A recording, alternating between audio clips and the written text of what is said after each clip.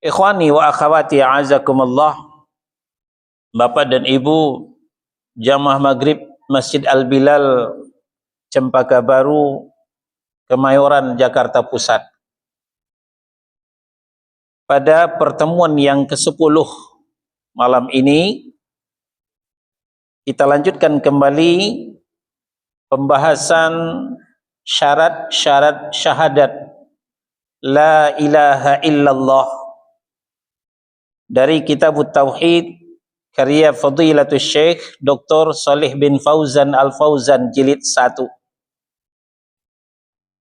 Dari ke-10 syarat,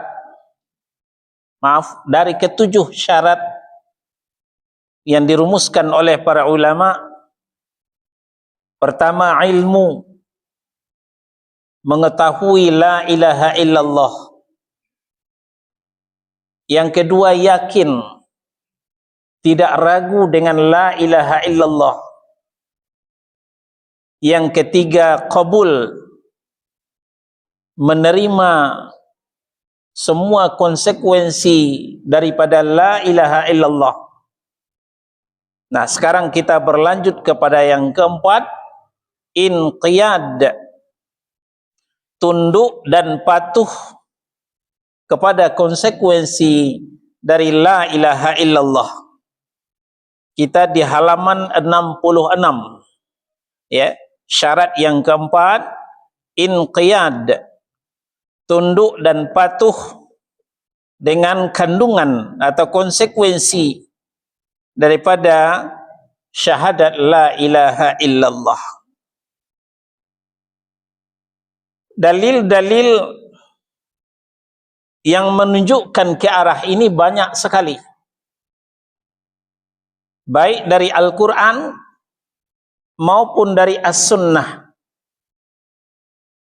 Dari kesemua dalil itu, maka di samping merupakan syarat sahnya syahadat la ilaha illallah, juga ada 3 keutamaan kalau kita inqiyad, kalau kita tunduk dan patuh kepada konsekuensi dari la ilaha illallah.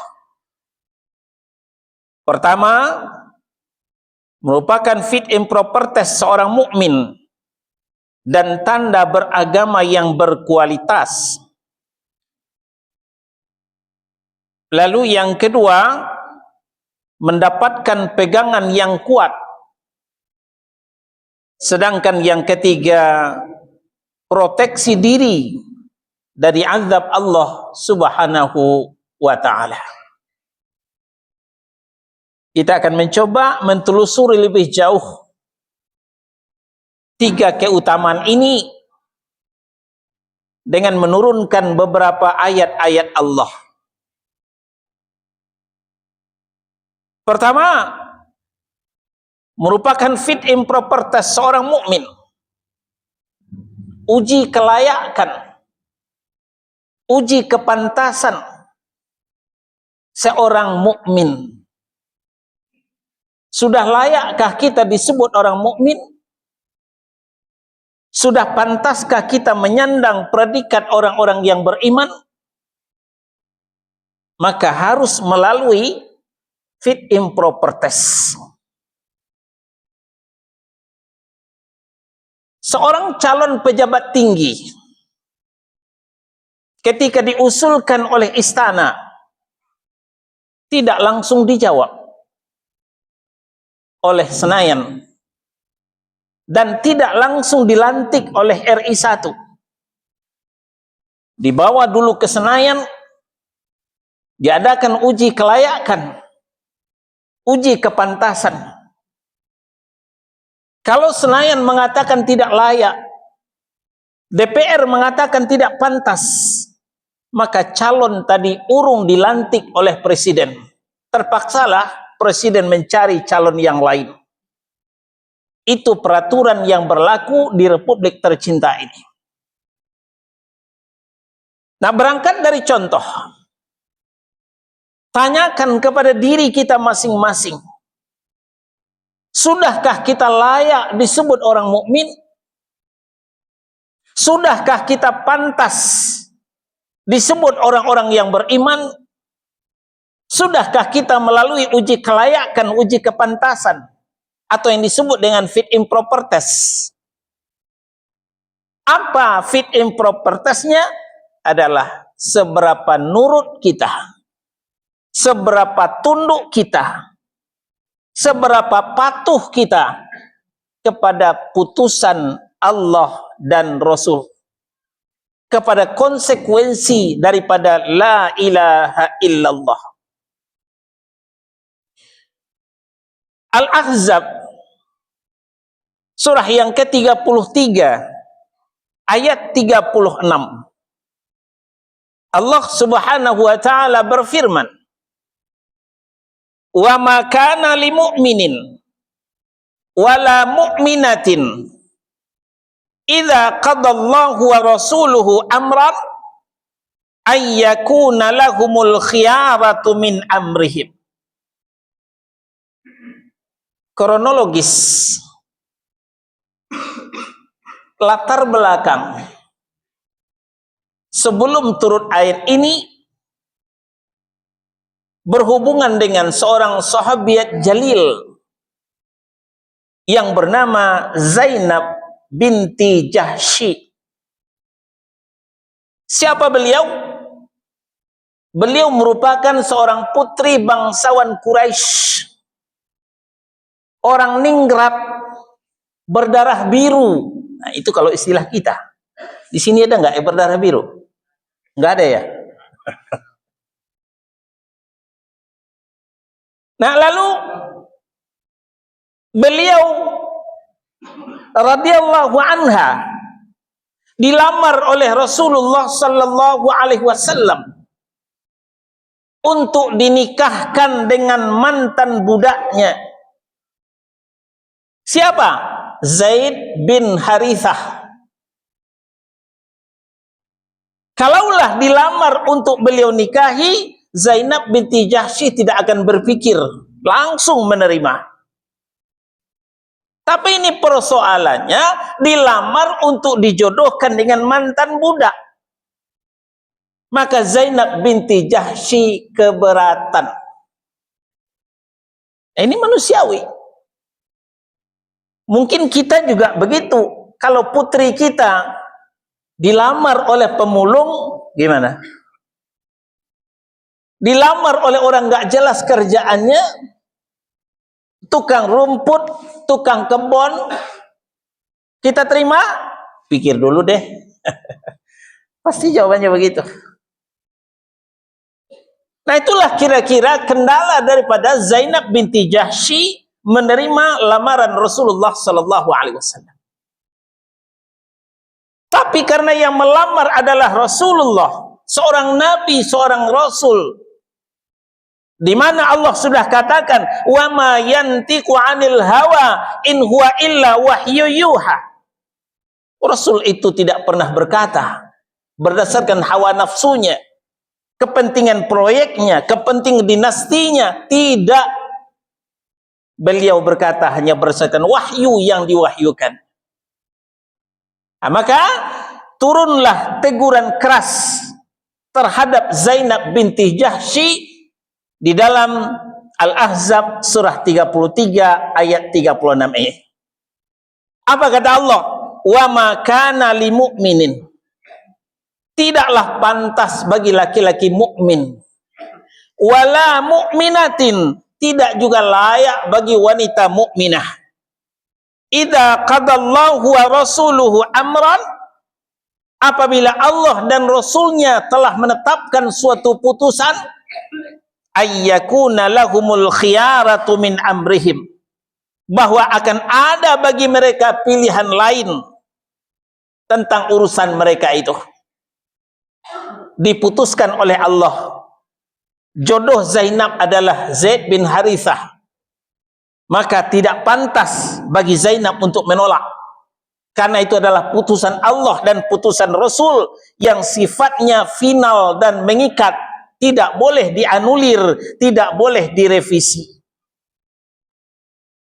Dulu kita ingat, ketika putusan MK dianulir oleh karena suatu ambisi dan kepentingan pribadi dan kelompok.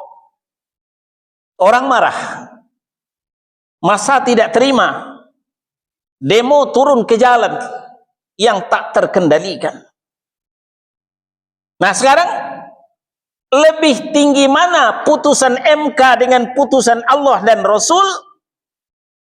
Putusan MK saja tidak boleh dianulir, tidak boleh direvisi, apalagi putusan Allah dan Rasul. Itu sama saja dengan mendurhakai Allah dan Rasul. Maka ayat ini ditutup oleh Allah, wa may ya'sillaha wa rasulah faqad dhalla dhalalan mubina. Barang siapa yang mendurhakai Allah dan Rasulnya, berarti dia telah tersesat dengan kesesatan yang nyata. Jadi layaknya kita disebut orang mukmin kalau sudah nurut kepada putusan Allah dan Rasul. Pantasnya kita menyandang predikat orang beriman kalau tidak lagi membantah, tidak lagi membangkang terhadap putusan Allah dan Rasul. Nah, jadi kita simpulkan, inqiyad, tunduk dan patuh atau menyerah terhadap konsekuensi la ilaha illallah merupakan fit improper test, layaknya seseorang itu disebut orang yang beriman. Sekarang kita ke An-Nisa. An-Nisa surah yang keempat, ayat 65 dan 125. Ini masih belum ada dalam kitab. Dalam kitab cuma satu dalil yang diturunkan. Nah, kita coba racik, cari dari kitab yang lain untuk memperkaya khazanah keilmuan kita. Di An-Nisa surah yang keempat ayat 65, Allah bersumpah, fala wa rabbika la yu'minuna hatta yuhakkimuka fima syajara bainahum thumma la yajidu fi anfusihim harajan mimma qadaita wa yusallimu taslima. Fala wa rabbika, maka demi Rabbmu hai Muhammad. Siapa Rabbnya Muhammad? Siapa Rabbnya Muhammad? Allah. Jadi Allah bersumpah dengan dirinya. Fala wa rabbika, demi Rabbmu hai Muhammad, demi Allah, la yu'minuna, mereka tidaklah bisa dikatakan beriman. Mereka yang mana? Ya mereka umatmu, termasuk mereka jamaah Masjid Al-Bilal, belum bisa dikatakan beriman hatta yuhakkimuka fima syajara bainahum, sebelum mereka mau menjadikan engkau hai Muhammad sebagai hakim pemutus dalam perkara yang mereka perselisihkan. Jadi kalau kita berbeda pendapat, kalau datang suatu kebuntuan, ya, sepakat untuk tidak setuju, untuk tidak sepakat, maka apakah harus bersih tegang urat leher? Apakah kita harus menapik meja? Enggak perlu. Undang Rasulullah untuk memutuskan perkara di antara kita. Maksudnya tanya kepada sunnahnya. Ya, Rasulullah sudah wafat, Rasulullah sudah meninggal, tapi sunnahnya masih ada. Sunnahnya lah yang kita jadikan sebagai hakim pemutus dalam perkara yang kita perselisihkan. Kalau demikian tidak lagi perlu bertengkar. Kalau demikian tidak perlu lagi bersih tegang urat leher, apalagi sampai menapik meja. Kita cukup mengundang Rasulullah atau sunnahnya menjadi hakim pemutus. Lalu summa la yajidu fi anfusihim harajan mimma qadaita, sehingga kemudian tiada rasa keberatan dalam hati mereka terhadap putusan yang engkau berikan. Mereka legowo, mereka tidak keberatan.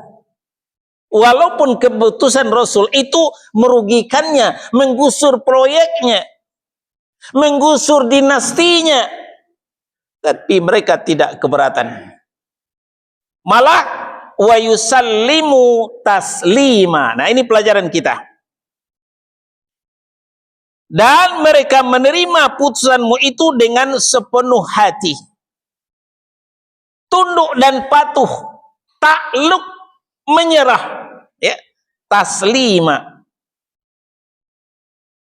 taslim itu bahasa Arab, terambil daripada kata sallama, yusallimu taslima, ya. Kemudian di tasrif yang lain, aslama yuslimu islaman. Jadi Islam itu artinya orang yang tunduk dan patuh. Islam itu orang yang menyerah. Jadi kalau orang Islam ngeyel, nggak mau diatur oleh syariat, karengkang, itu perlu dipertanyakan keislamannya. Karena Islam itu artinya menyerah. Islam itu artinya tunduk, artinya patuh. Inqiyad artinya Islam itu. Nah, jadi ujung ayat wa yusallimu taslima, dan mereka menerima dengan sepenuh hati. Dengan sepenuh hati. Mereka tunduk dan patuh. Mereka menyerah. Kalau tidak, tidak sempurna imanmu, kata Allah Subhanahu wa ta'ala. Nah, ini menunjukkan layaknya kita sebagai orang yang beriman, kalau kita mau menjadikan Rasul sebagai hakim pemutus, menerima keputusan Rasul dan menyerah, ya, tanpa ada komentar yang lain. Iya sih, tapi kan iya sih Al-Quran saya tahu, tapi kan iya sih hadisnya sahih, tapi kan, nah, tapi kan ini menunjukkan menerima dengan setengah hati.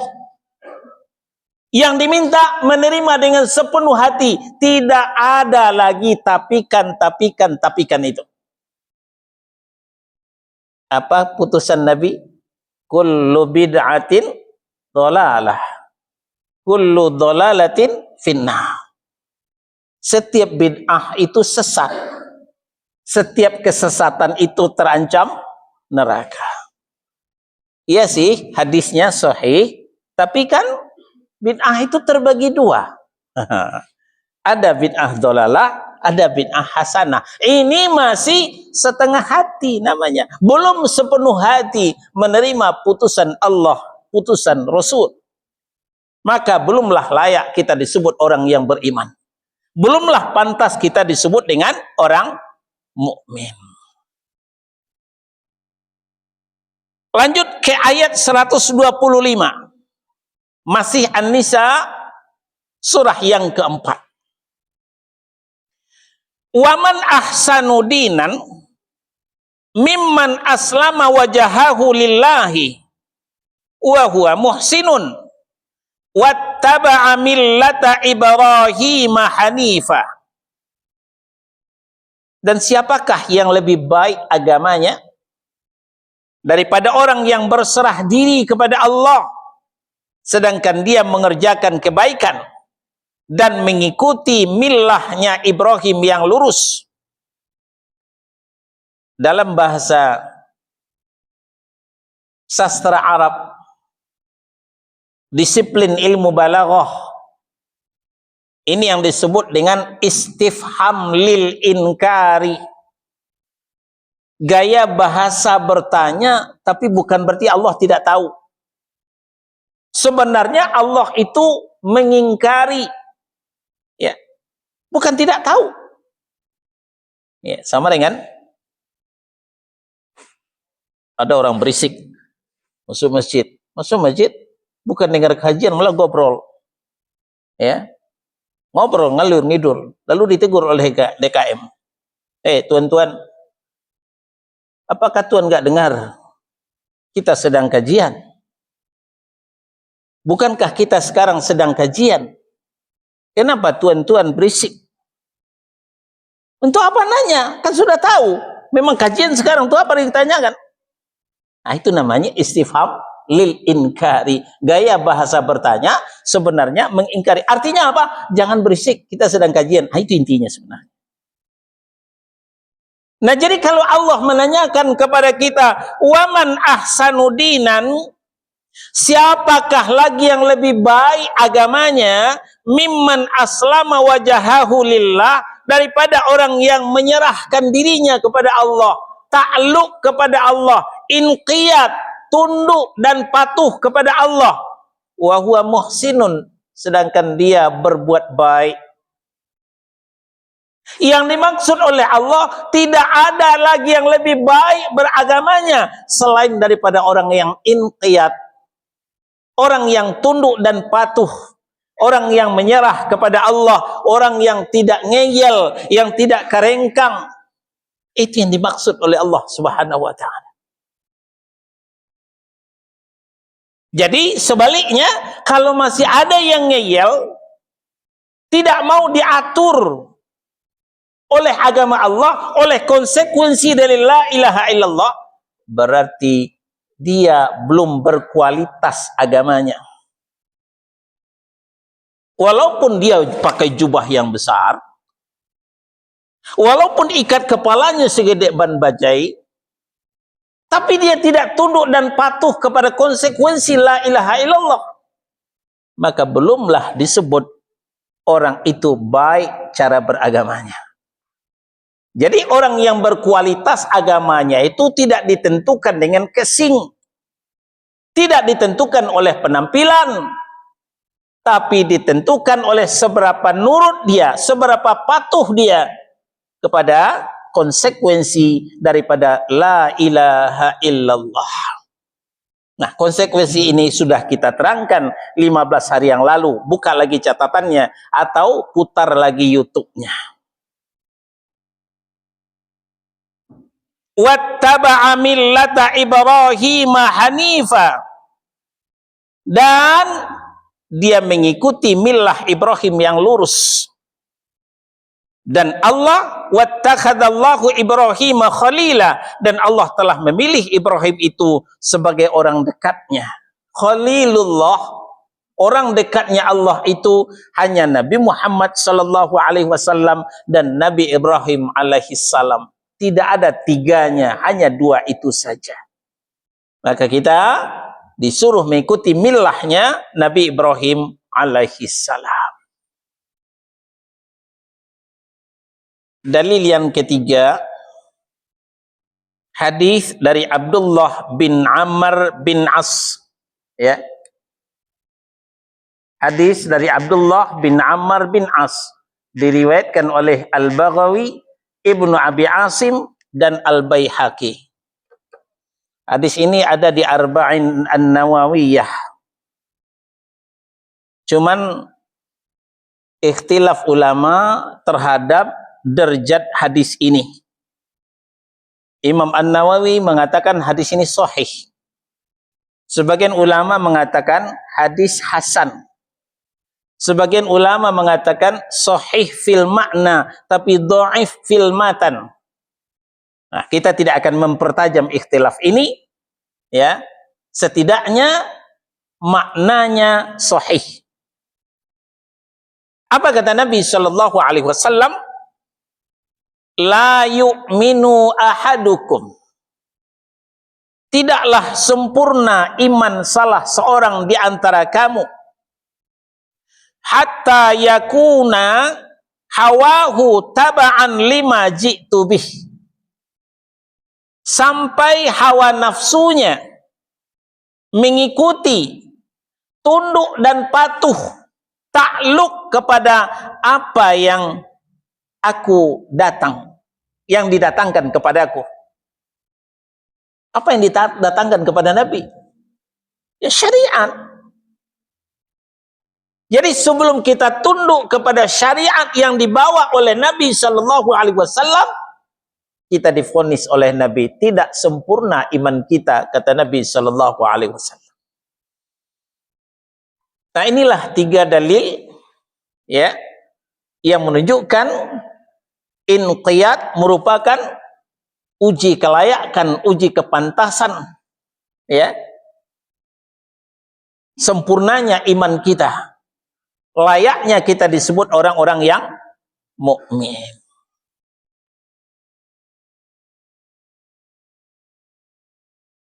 Keutamaan yang kedua dari inqiyad adalah mendapatkan pegangan yang kuat.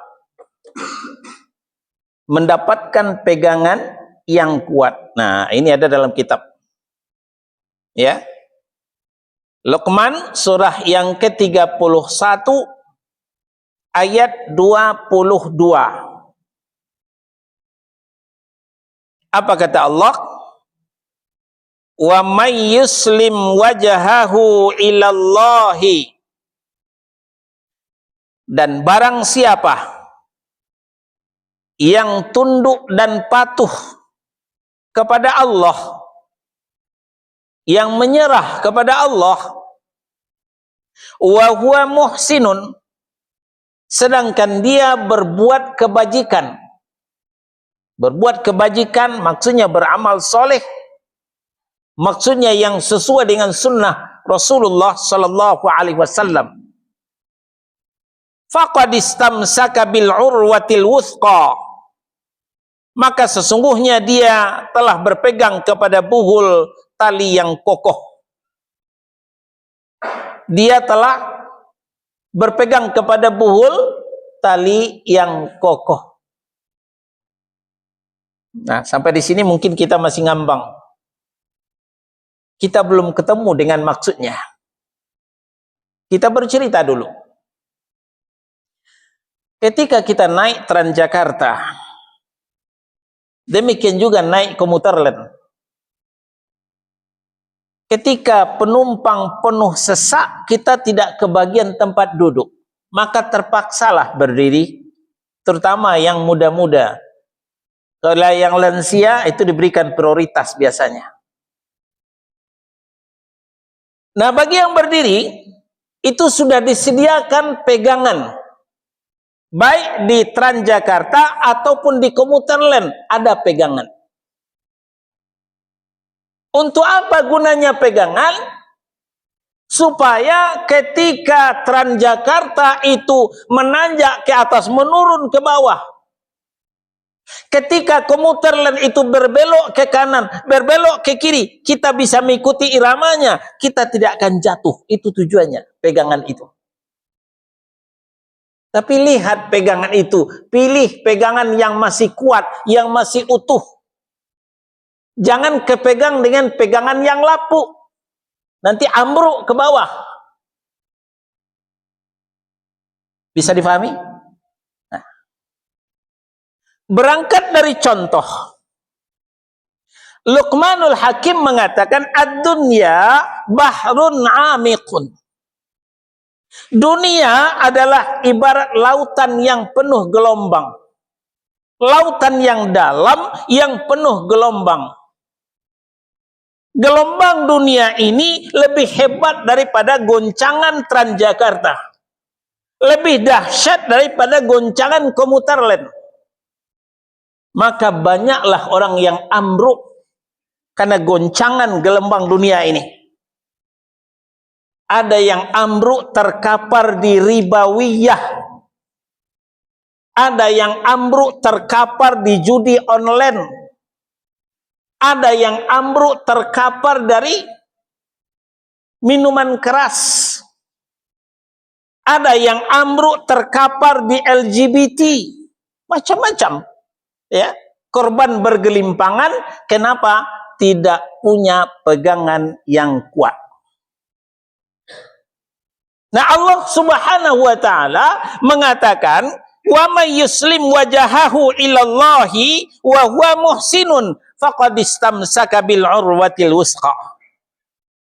Barang siapa yang tunduk dan patuh kepada Allah, kepada Rasulnya, dan dia berbuat kebajikan, itu namanya sudah mendapatkan pegangan yang kuat. Insya Allah dia tidak akan ambruk. Insya Allah dia tidak akan terkapar.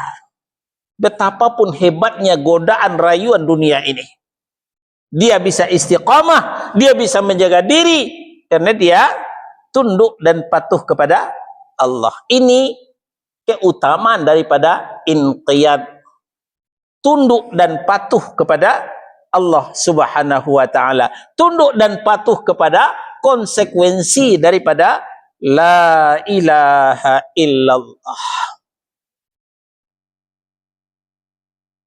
Wa ilallahi aqibatul umur. Ujung ayat, hanya kepada Allah lah kesudahan segala urusan. Betapapun kita berusaha semaksimal mungkin, seoptimal mungkin, namun kesudahannya adalah di tangan Allah Subhanahu wa ta'ala. Maka jangan pernah menyombongkan diri. Wah, saya ini nggak bisa lagi Ustaz, saya ini kan Pak Haji. Wah, jangan bangga dengan Pak Hajinya. Saya ini kan ulama, jangan bangga dengan ulamanya. Kalau kita Pak Haji, nah haji pula syaitan yang menggelincir. Sekelas haji pula syaitan menggelincirkan. Ulama, maka sekelas ulama pula syaitan itu menggelincirkan. Jangan pede dengan keberadaan kita. Tetaplah mawas diri, tetaplah hati-hati. Apa yang disampaikan oleh Luqmanul Hakim tadi, dunia adalah lautan yang dalam. Dunia adalah lautan yang penuh gelombang. Maka pegangan yang kuatnya adalah tunduk dan patuh, inqiyad kepada konsekuensi daripada la ilaha illallah. Yang ketiga, keutamaan daripada inqiyad merupakan proteksi diri dari azab Allah. Kita tidak bisa menghindarkan diri dari azab Allah. Azab Allah mengancam kehidupan kita, baik di dunia, apalagi di akhirat. Satu-satunya proteksi diri untuk melindungi diri kita dari azab itu adalah inqiyad, tunduk dan patuh, kembali menyerah kepada Allah Subhanahu wa ta'ala. Jangan ngeyel, jangan kerengkang. Itu. Sekarang kita ke Az-Zumar, surah yang ke-39 ayat 54. Az-Zumar surah 39 ayat 54. Ini juga tidak ada dalam kitab, buka mushaf.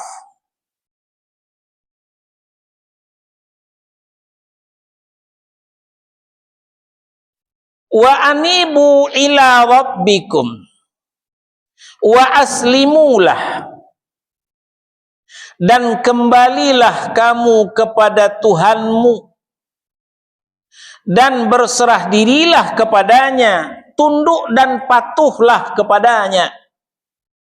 Ya. Min qabli ayyatiyakumul azab, sebelum datang azab kepadamu. Sebab kalau azab sudah datang, tsumma la tunsarun, kemudian kamu tidak akan bisa ditolong lagi kalau azab sudah datang. Maka sedia payung sebelum hujan. Ya. Sedia payung sebelum hujan. Kalau hujan sudah turun, ya basah. Nggak ada gunanya lagi payung. Maka sebelum hujan itu siapkan payung. Apa yang kita maksud? Sebelum turun azab, kembalilah kepada Allah, kepada Rabbmu. Wa aslimulah, tunduk dan patuhlah, menyerahlah. Satu kali seorang ibu memanggil-manggil anaknya yang badung, anaknya yang bandel, anaknya yang nakal, sedikit-sedikit minggat, sedikit-sedikit minggat, nggak dikasih jajan minggat, ya, mau kabur. Apa kata ibu? Kembalilah nak, pulanglah nak, nanti kamu keserempet motor di jalan, ketabrak mobil. Kalau kamu sudah ketabrak mobil, kamu tidak akan selamat lagi. Ini kata si ibu kepada anaknya. Walaupun anaknya keras kepala, tetap saja dengan kasih sayangnya memanggil ibu ini, kembalilah nak, pulanglah nak. Nah, kasih sayang Allah kepada kita melebihi kasih sayang seorang ibu kepada anaknya. Nah, inilah panggilan Allah Subhanahu wa taala kepada kita yang sudah terlanjur berbuat dosa dan maksiat. Karena kullu buna Adam khata'un. Setiap anak cucu Adam itu bersalah. Tidak ada di antara kita yang bersih. Hanya Nabi dan Rasul yang bersih. Semua kita bersalah, rentan dengan dosa. Maka kembalilah. Ya. Ini yang dikatakan inabah. Ya, inabah itu saudaranya taubah. Kembali ke jalan Rabbmu. Nah, kalau sudah kembali, ya, wa aslimulah, tunduk dan patuhlah kepada aturan-aturan Rabbmu. Jangan lagi membantah. Jangan lagi alergi. Hentikanlah Islamofobia. Ngaku muslim, KTP Islam, tapi bicara syariat, fobia, alergi dengan syariat Islam. Tinggalkanlah itu. Kembalilah kepada Rabbmu. Wa aslimulah, tunduk dan patuhlah sebelum datang azab. Sebab kalau azab sudah turun, tsumma la tunsarun, kemudian kamu tidak bisa ditolong lagi. Sebelum Cianjur dihantam gempa, ya, mohon maaf kalau ada putra Cianjur di sini. Sebelum Cianjur dihantam gempa, apa yang terjadi? Terjadilah pemurtadan besar-besaran. Cianjur adalah sasaran empuk bagi misionaris. Kita melihat video-video yang beredar. Berapa rombongan-rombongan, ya, pecinya belum dibuka, masih pakai peci. Yang ibu-ibunya masih pakai kerudung, masih pakai jilbab. Kirain pergi ngaji, kirain pergi ke masjid. Kita ikuti video, ternyata apa yang mereka baca? Haleluya. Kebaktian. Setelah itu mereka tidak mau lagi diajak ke masjid. Tidak mau lagi diajak sholat, diajak ngaji. Dengan alasan, ngapain ke masjid? Di masjid nggak ada beras. Ngapain ke masjid? Ke masjid nggak ada sembako. Mendingan ikut misionaris. Dikasih sembako, dikasih duit. Itu yang terjadi di saudara-saudara kita di Cianjur. Nah, maka kemudian melalui ayatnya Allah panggil, wa anibu ila rabbikum, kembalilah kepada Rabbmu. Yang sudah terlanjur murtad, kembalilah bersyahadat, ucapkan asyhadu an la ilaha illallah wa asyhadu anna muhammadar rasulullah. Wa aslimulah, kembalilah masuk Islam, tunduk dan patuhlah, min qabli ayyatiyakumul adab, sebelum datang kepadamu azab. Sebab kalau azab sudah datang, tsumma la tunsarun, kamu tidak bisa tertolong lagi. Karena hebatnya rayuan gombal misionaris, saudara kita nggak mau kembali, tetap saja mengikuti misionaris, tidak mau kembali masuk Islam. Apa yang terjadi? Maka datanglah gempa yang dahsyat menggoncang, hancurlah Cianjur. Walaupun tidak semua, ya, tapi kita bisa saksikan, baik secara langsung yang sudah ke sana maupun melihat melalui video-video yang ada. Nah, ini contoh. Ini bukti. Kalau Allah sudah menurunkan azab, tidak akan ada lagi yang bisa ditolong. Sedangkan azab Allah itu case-nya memang di dalam neraka, case-nya memang di alam akhirat, tapi DP-nya ditransfer Allah ke dunia berupa bencana alam. Nah, begitu juga di Sumatera Barat, yang bangga dengan adat basandi syarak basandi kitabullah, ternyata itu hanya sekedar kata-kata mutiara. Pengamalannya sudah jauh panggang daripada api. Banyak penyimpangan-penyimpangan di Sumatera Barat. Lalu diingatkan Allah di dalam Al-Quran, diingatkan Nabi dalam hadis yang sahih, tapi enggak mudeng-mudeng, enggak ngerti-ngerti. Maka dihantamlah Sumatera Barat dengan galodo, dengan banjir bandang. Maka kembali korban bergelimpangan. Nah, sebelum musibah datang bertubi-tubi itu, maka wa anibu ila rabbikum. Kembalilah kepada Rabbmu. Ya. Karena inqiyad ini merupakan proteksi diri, perlindungan diri daripada azab Allah Subhanahu wa taala, baik di dunia apalagi nanti di akhirat. Sudah masuk waktu? Oh, belum. Ya, masih ada ya. Nah, ini keutamaan daripada inqiyad. Inqiyad.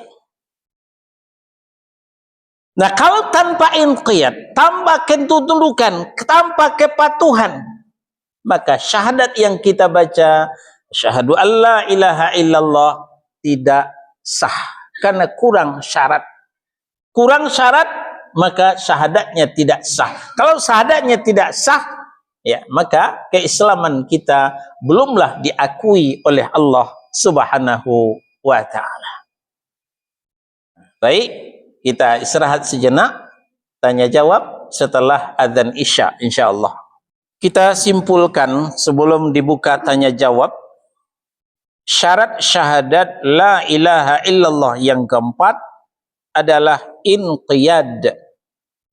Artinya tunduk, patuh, menyerah.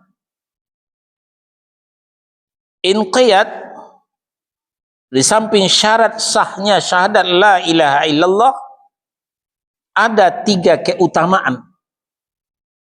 Pertama, merupakan fit and proper test seorang mukmin atau tanda beragama yang berkualitas. Al-Ahzab surah 33 ayat 36, An-Nisa surah 4 ayat 65 dan 125. Hadis sahih dari Abdullah bin Amr bin As, diriwayatkan oleh Al-Baghawi, Ibnu Abi Asim, dan Al-Baihaqi. Yang kedua, keutamaan inqiyad, mendapatkan pegangan yang kuat sehingga tidak terombang-ambing oleh hiruk pikuk dunia. Luqman surah yang ke-31 ayat 22. Terakhir, keutamaan inqiyad, tunduk dan patuh, menyerah kepada konsekuensi dari la ilaha illallah, merupakan proteksi diri dari azab Allah, baik di dunia apalagi nanti di akhirat. Az-Zumar surah 39 ayat 54. Sampai di sini pembahasan kita, insyaallah.